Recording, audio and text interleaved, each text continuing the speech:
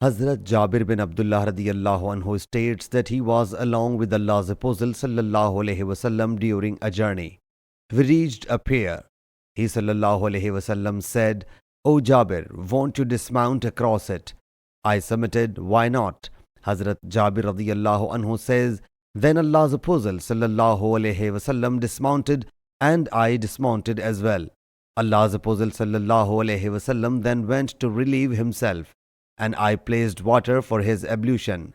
Hazrat Jabir radiyallahu anhu says, he sallallahu alaihi wasallam came and performed the ablution while he sallallahu alaihi wasallam was clad in a single garment, and he sallallahu alaihi wasallam had put its left corner on his right shoulder and its right corner on his left shoulder. I stood behind him, he sallallahu alaihi wasallam, whereupon clutched my ear and drew me to his right side. Sahih Muslim Hadees number 1802.